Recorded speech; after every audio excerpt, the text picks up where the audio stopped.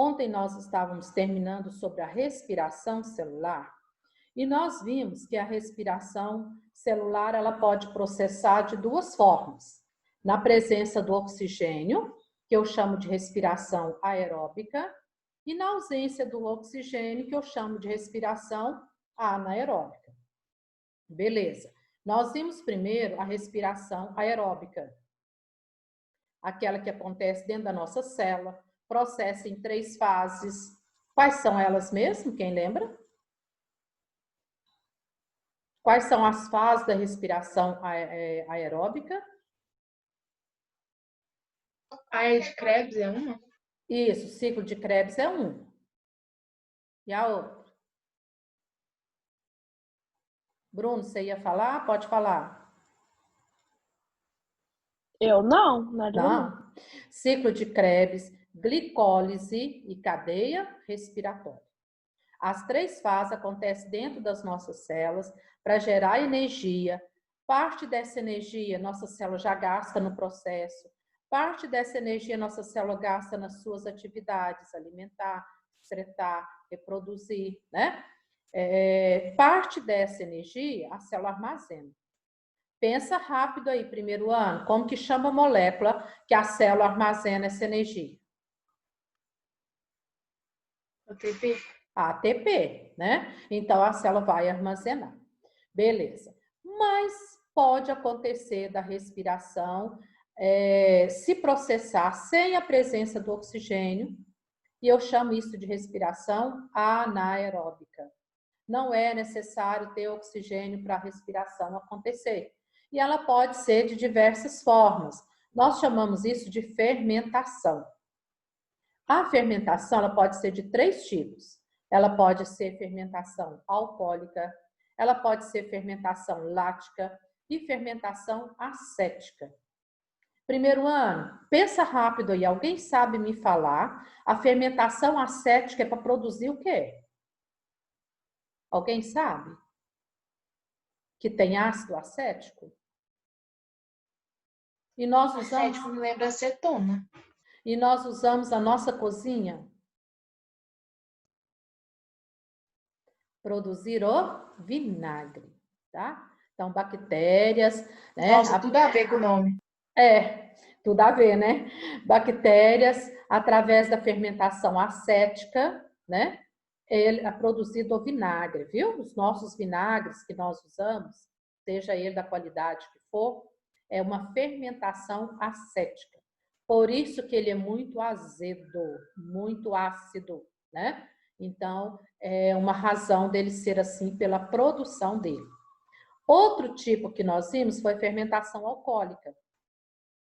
A fermentação alcoólica, nós vimos que vai produzir o álcool etílico, né? E desse álcool, o homem descobriu 3 formas de produzir produtos para ele, vamos assim dizer, que é a bebida alcoólica, a pinga, né? Por exemplo, vem da cana. Então, a pinga, que é uma das bebidas alcoólicas mais antigas, né? Juntamente com o vinho e o fermento biológico, né? Então, o homem descobriu a produção dessas bebidas para que ele possa utilizar. Vocês que os pais aí, avós, têm fazenda, você sabe se lá na fazenda ainda tem o engenho de produção de pinga? Oi, Irane, eu cheguei aqui agora. Ah, tá. Você é o Otávio? É. Tá bom, Otávio, vou colocar a sua presença. Alguém sabe se na fazenda aí do avô, da avó, ainda tem o engenho, o alambique que eles falam, de moer a cana, fazer pinga? Lá no meu tio tem um velho jogado fora. Tá em Que ele desuso. mudou. Sim, com certeza um dia isso já foi utilizado. Mais alguém, gente, conhece, já viu? Então, o engenho, ou então, o que o pessoal fala, né, alambique, onde eles moem a cana e ali eles produzem a pinga, né, aguardente. Então, se vocês observarem, a pinga, como que a gente fala? Caseira, ela é bem amarela, quase da cor de um xixi. A pinga que a gente compra lá, do 51, ela é branquinha, branquinha. Para vocês verem que a pinga natural, orgânica, né? Caseira mesmo, ela não tem produto químico. Ela é fermentada, o caldo de cana é fermentada pelas leveduras e não se adiciona produto químico nela. Lá na 51, por exemplo, que é uma das grandes fábricas, parece que tem uma que é Pitu, não sei. Lá nessas fábricas, eles colocam muito produto químico, até para acelerar, porque eles vão produzir muitos e muitos e muitos litros diários. É diferente lá da fazenda. A fazenda, por mais que produza aí, vamos supor no normal, 100 litros, por exemplo, né?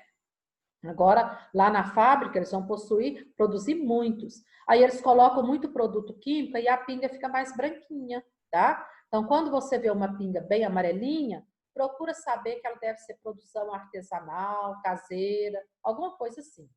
Quando você vê a pinga bem branquinha, essa é industrializada e totalmente industrializada, tá? E tem o fermento biológico, que as leveduras, né, produzem, então, a fermentação na farinha de trigo, onde a gente utiliza para fazer a rosca, para fazer o pão e tudo mais. Ficou alguma dúvida na fermentação alcoólica? Alguém gostaria de perguntar? Eu quero comentar aqui agora da fermentação lática, tá? A fermentação lática, ela é produzida através da fermentação do leite, não é isso? Se eu deixo o leite azedar, eu vou ter, então, uma fermentação lática, tá?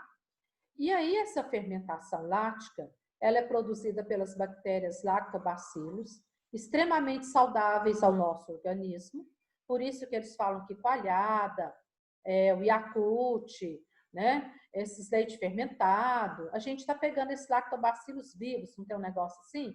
Lá no potinho do Yakult, contém lactobacillus vivos, né? Então, esses lactobacilos são realmente poderosos para ajudar a saúde do nosso intestino. E são eles que vão executar essa fermentação lática no leite, né? E eles vão utilizar a lactose, que é o açúcar do leite. Então, essas bactérias estão no leite, utilizam esse açúcar do leite, né? E elas vão, então, produzir o que nós chamamos de fermentação. Só que quando elas fazem esse processo, elas liberam para o ambiente o ácido lático. E aí é que vem. O ácido lático vai provocar o sabor azedo do leite fermentado. Por isso que o leite fermentado, a coalhada mesmo, é azeda. E eu não sei se vocês já viram, já tiveram oportunidade. Lá na fazenda, quando tira o leite natural lá, e você deixa aquele leite azedar, gente, é um cheiro forte. E aí pensa num trem azedo de verdade, é esse leite. Quando você faz, aí eu garanto que muitas casas devem ter. O pessoal fala assim, fazer coalhada síria. Alguém tem em casa?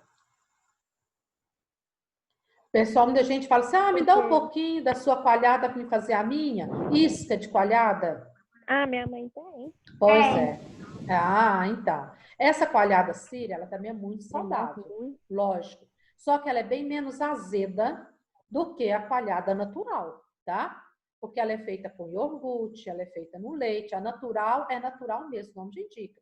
Você tira o leite da vaca e deixa o leite lá azedar. Prova aquilo ali para você ver o ácido que é. E prova a coalhada síria, que é bem menos, né? Eu sempre falo, eu não cresci, mas eu envelheci, né? Quando eu era criança, quando a gente era menino, quando começou a surgir os iogurtes, que começou a surgir. Gente, o negócio era azedo. Hoje o iogurte é docinho, tem muito açúcar. Quando eles começaram a produzir, ele era mais natural, ele era bem mais ácido, bem mais azedo, né? Tanto é que muita criança não gostava porque era azedo. Hoje é docinho, docinho, né? De tanto açúcar que eles colocam. Então, eu posso ter a coalhada natural lá da roça mesmo, ou eu posso comprar o iogurte natural, colocar no leite morno, deixar, ele vai talhar ali, ele vai coagular, porque eu estou adicionando bactérias ali, e eu vou fazer uma coalhada menos ácida, né? Mais tolerável. E aí, ó, provoca então a coagulação da proteína do leite, formando então o coalho, aquela coalhadinha, né? Que a gente utiliza isso aqui para natural, ou eu posso utilizar também na fabricação de quê? Dos iogurtes, dos queijos e derivado do leite. Por isso que é saudável, né? Todo derivado do leite é saudável. O iogurte, igual eu falei para vocês, hoje ele está muito adocicado, mas o Yakult, ele já tem um ácidozinho. Ele é um lactobacillus mais puro, tá? Então, isso aqui é uma fermentação lática que acontece no leite e com ela eu tenho os produtos do leite, né? Queijo, requeijão e derivados aí, tá bom? Então, outra coisa que agora é importante. Os nossos músculos fazem a respiração aeróbica. E muito, e precisa muito, tá? Porque eles trabalham muito, então eles necessitam de muito oxigênio para movimentar. Só que em algumas situações, principalmente quando ele está sob estresse, sob cansaço excessivo, sob muita pressão, esse músculo apela para um caminho rápido e curto de obter energia. E qual é? A fermentação. A fermentação, a glicose, ela é quebrada em apenas 2 moléculas só. E libera energia só que está em 2 moléculas. Acabou. É rápido. E aí, nesse caso, o nosso músculo pode apelar e fazer o que nós chamamos de fermentação lática. Ele apela para um caminho rápido e curto para obter sua energia. Ele respira sem oxigênio, nem espera o oxigênio chegar. As células respiram, só que 2 problemas. Primeiro problema, isso não é muito inteligente para essas células, porque elas vão obter pouquíssima energia. Pensa rápido aí, primeiro ano. Na primeira fase da respiração, na glicólise, quantos ATPs eu consigo recarregar e obter de energia? O número final? Na primeira fase, na glicólise, o número final. O que obtém? De energia. Eu acho que são muitos, eu lembro. Gente, quem vai ajudar a Júlia? Será que são muitos?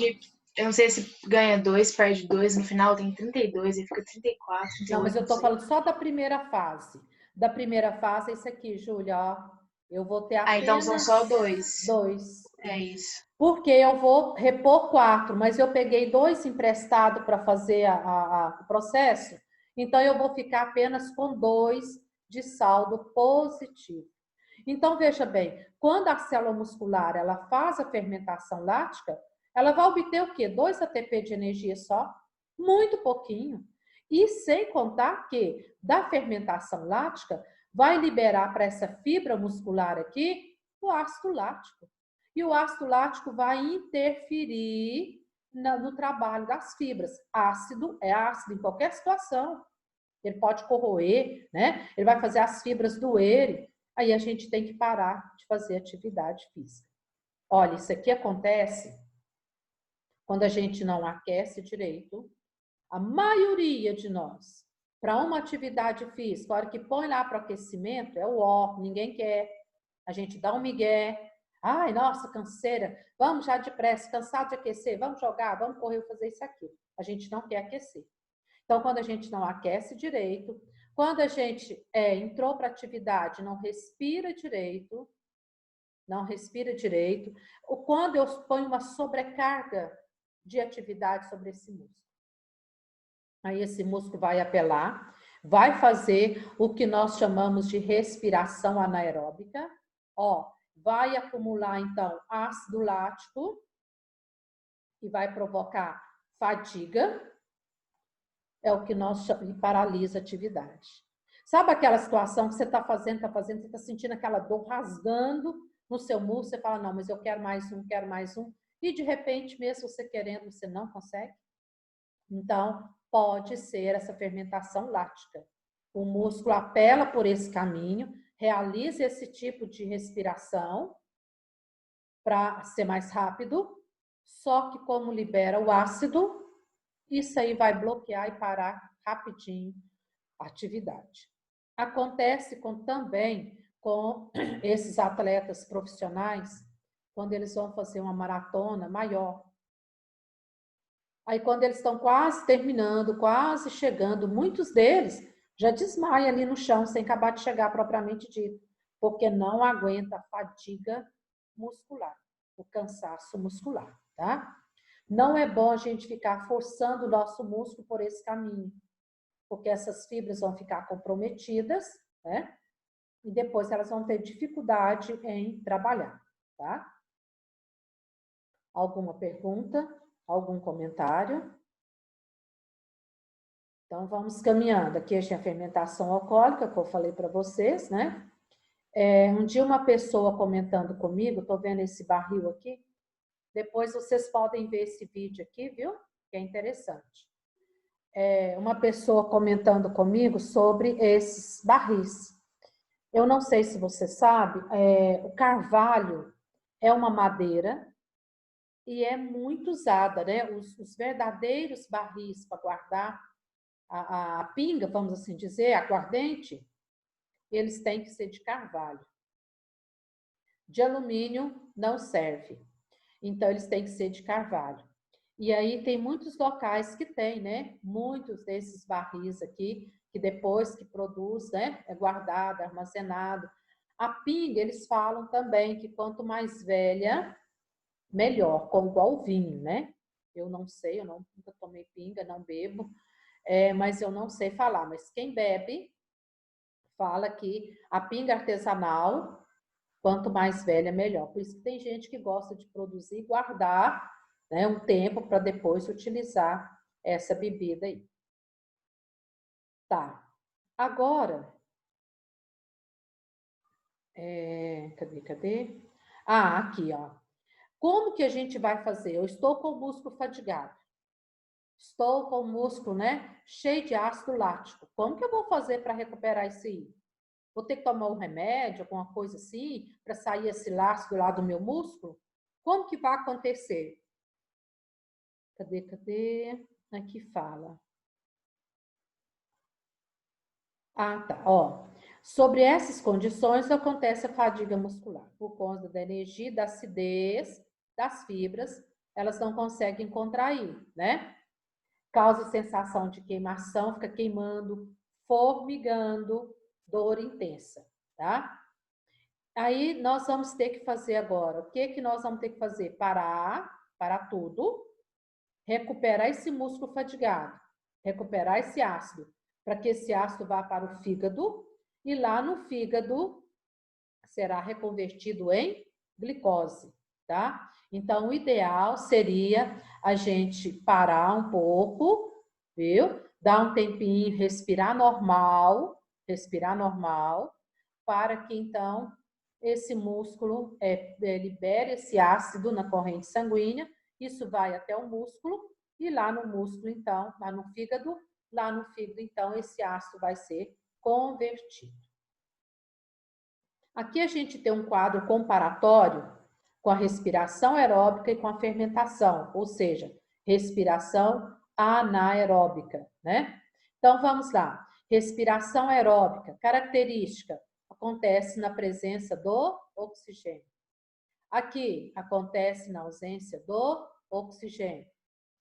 Produtos finais da respiração aeróbica. Eu tenho água, gás carbônico e energia. Não sei porque ele não colocou energia aqui. A fermentação, eu vou ter ácido lático, se for fermentação lática. Etanol e gás carbônico, se for fermentação alcoólica, tá? Fermentação acética, eu vou ter o ácido acético. Saldo energético, de 30 a 32 ATPs no final da respiração. Aqui, apenas 2 ATPs na fermentação. Muito, muito, muito pobre. A descarboxilização. O que é isso? Quem vai falar para mim o que significa essa palavra? Descarboxilação. O que esse nome lembra? O que seria isso aí, hein? Descarboxilação, retirada de carbono. Tirar o carbono. O carbono sai em duas fases aqui.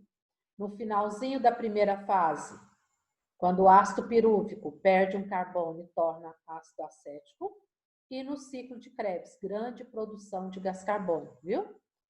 Na fermentação, ocorre apenas se for fermentação alcoólica. Fermentação lática não tem gás carbônico e nem acético. O destino dos aceptores. Quem são os aceptores? NAD e FAD, né? Eles são formados nas duas primeiras fases e ele vai trazer para a cadeia respiratória, né, os hidrogênios para formar a molécula de água. Na fermentação, né, o NAD, formando na glicose, ele é utilizado apenas na etapa seguinte, tá? Não vai intervir na formação de energia. Então, aqui a gente não fala muito dele, não. Aqui a gente fala. Agora, primeiro ano, foca aqui. Para tudo que vocês estão fazendo e foca nessa página 53 aqui. Eu tenho um gráfico aqui. Dá uma olhada nesse gráfico. Muito pedido, viu? Muito pedido. Nesse gráfico, eu tenho taxa de respiração e taxa de fotossíntese. Aqui eu vou trabalhar com a planta, porque a planta faz fotossíntese, mas a planta também respira. A planta respira dia e noite, igual você, igual eu. A planta faz fotossíntese, mas durante o dia, né? Então, respirar, ela respira igual a nós o tempo todo. Não para de respirar, ela é um ser vivo. Então, ela precisa respirar. Você vai grifar aí, ó. Para manter viva, além da fotossíntese, a planta precisa respirar. E respiração aeróbica. O que ela vai fazer? Ela vai consumir oxigênio, glicose. Aqui ela mesma produz, né, gente? Ela produz oxigênio, ela produz a glicose e ela vai liberar o gás carbônico também para a atmosfera, tá? Caso, ao contrário do que acontece com a fotossíntese, a intensidade da luz não vai interferir na respiração. Gente, olha o tanto que essa natureza é perfeita. Imagine vocês se a intensidade de luz fosse fator para interferir na nossa respiração ou na respiração das plantas. Esquentou, a gente para de respirar. Esfriou demais, a gente para de respirar. Como assim, né? Ainda bem que para a respiração não tem fator que vai interferir como na fotossíntese, tá bom? Não tem. Aqui, ó, eu tenho o ponto de compensação fótica. Aqui eu tenho o ponto de saturação luminosa. O que acontece? Vocês estão vendo nesse ponto de compensação fótica, eu tenho aqui a taxa de fotossíntese igualando com a taxa de respiração. Alguém sabe falar para nós em que local do planeta Terra isso aqui acontece com grande quantidade? A taxa de fotossíntese é praticamente a mesma da respiração? Produziu, gastou, gastou, produziu? Alguém sabe que parte do planeta Terra acontece esse ponto de compensação fótica? Vamos lá. Regiões de polo tem vegetação? Tem pouca, mas tem. Quais são os seres fotossintetizantes que mais produz oxigênio para nós mesmos, para o planeta? Plantas. Não são as plantas. Poxa, mas Poxa, né? Que decepção, não é? ciência me complica. Ciência Você me complica. complica, né? Essa ciência eu vou te contar, viu? Aqui, ó, são elas, as algas, viu? Algas, para sair algas aqui, ó. As algas são seres fotossintetizantes mais importantes do planeta Terra. Primeiro ano, diz a história que 98, olha isso, 98% do oxigênio que nós respiramos vem de quem? Delas, das algas. Como assim? Não vem das plantas? Não, porque olha aqui, primeiro ano, ó, olha a situação. Mesmo o oxigênio que as plantas produzem pela fotossíntese é o mesmo que elas gastam na respiração. Olha que decepção. A gente que amava tantas plantinhas, achava, né, que as plantinhas fornecem oxigênio para nós. Mentira. Elas não dão conta. Na floresta amazônica, numa floresta adulta, aí que não sobra nada mesmo. Olha, aquelas árvores grandes daquele jeito, elas consomem muito. Então, o mesmo oxigênio produzido na fotossíntese por elas é o mesmo que elas vão consumir para respirar. Então, a taxa lá praticamente se iguala. Por isso que eu chego nesse ponto de compensação fótico. Taxa de fotossíntese igualando com a taxa de respiração, tá? Então, nas florestas adultas, nesses locais que essas árvores crescem muito, desenvolvem muito, elas produzem oxigênio? Produzem sim, faz fotossíntese muito, mas elas também precisam gastar muito para poder crescer, desenvolver, manter o seu tamanho. Pensa vocês, primeiro ano, lá naquela floresta amazônica, ali tem árvore de 80, 90 metros. Olha o gasto de uma árvore desta, em todo sentido. Água, oxigênio, alimento. Vocês acham que é fácil manter uma altura, uma estrutura de uma árvore de 80 metros? Não mesmo. Então, por isso que não precisamos ficar contando com os vegetais para mandar oxigênio para nós. É tanto assim, primeiro ano, que eu posso desmatar o planeta Terra inteirinho, cortar todos os vegetais. Se os mares estiverem limpos, nós não vamos ter problema com a oxigenação, porque essas algas aqui estão lá para fazer fotossíntese e liberar oxigênio para nós. O contrário, eu posso manter a superfície do planeta Terra intacto, sem nenhum desmatamento, sem arrancar nada. Poluir todas as superfícies marinhas, nós estamos lascados. Porque a maior produção de oxigênio vem do mar. Tá? Então, nesse caso aqui, quando eu comparo a taxa de fotossíntese com a respiração, quando elas se igualam, é quando o consumo vai ser proporcional à sua produção. Tá? Acontece aqui, viu? E aqui eu tenho o ponto de saturação luminosa. Por que eu sei que aqui é o ponto de saturação luminosa? Olha aqui a reta, ó. Ela não continuou crescendo, ela estabilizou. Se ela estabilizou, significa que a quantidade de luz aqui já foi muito, então a tendência dela é estabilizar. Lembra dos fatores que eu coloquei para vocês que interferem na fotossíntese? A quantidade de luz? Então, nesse caso aqui, saturou a luz solar. Saturou, então vamos devagar, vamos manter o que a gente tem, não vamos continuar. Nesse caso aqui, a taxa de fotossíntese igualou com a respiração. Alguma pergunta? Comentários? Então, vamos voltando aqui. Ó, o ponto de compensação fótica, né, que é esse aqui, esse ponto de compensação, há um equilíbrio entre as atividades de fotossíntese e respiração da planta. Ou seja, a mesma intensidade que a planta produz é o que ela vai gastar, tá?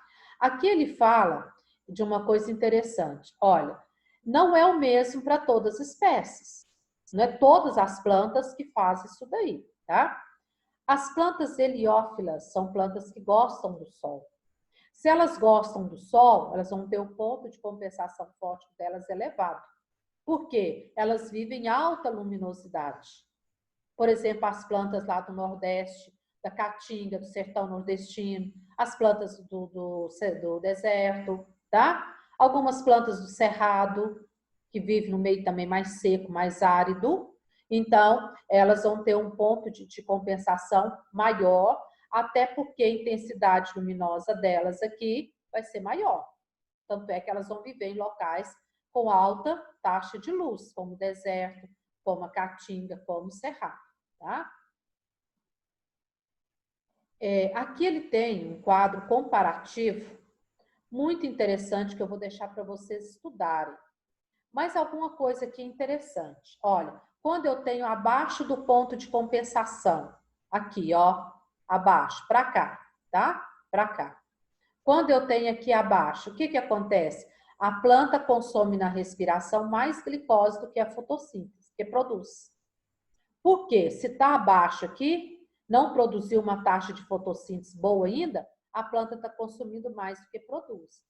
Isso aí ela vai tirar onde? Na reserva que ela tem, tá? Nesse ponto aqui de compensação, a respiração é a mesma quantidade de glicose, a mesma taxa de fotossíntese. Acima desse ponto, a planta consome menos glicose, né, do que a fotossíntese produz. Então, ela vai ter o armazém dela, que é o amido, tá? E aí, se você for olhar, quando ela respira mais, quando ela respira menos, quando é o consumo maior, menor, é muito interessante esse quadro, certo? E nós fechamos aqui, então, essa parte, né, da fotossíntese e respiração. E aí, tem um fecha comigo aí na página 56. Vamos fechar juntos aí.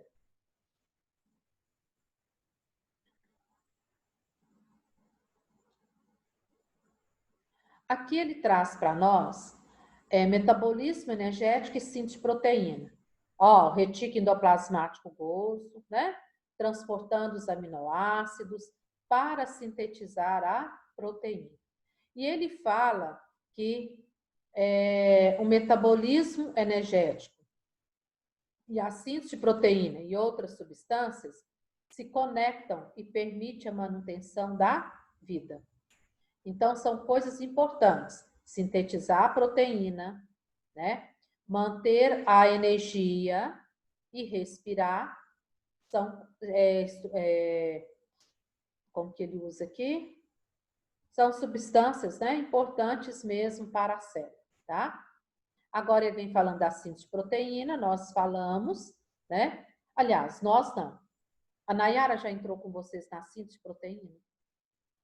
Já? Já. Então, vocês já viram a síntese de proteína, beleza. Que os aminoácidos, né, se encaixam com a trinca de bases, não é assim? E vai levar para produzir a proteína. A respiração celular, a gente viu que ela acontece nas mitocôndrias e vai gerar energia para que toda célula trabalhe, tá? Toda célula vai poder trabalhar com a respiração celular. E a fotossíntese casa com a respiração celular, né? Ó, a fotossíntese eu vou utilizar os cloroplastos, produzir fotossíntese, e as mitocôndrias para poder respirar. E aí nós vamos manter, então, o nível de energia nas células. Primeiro ano, respirando, então. Olha só que interessante, vocês são...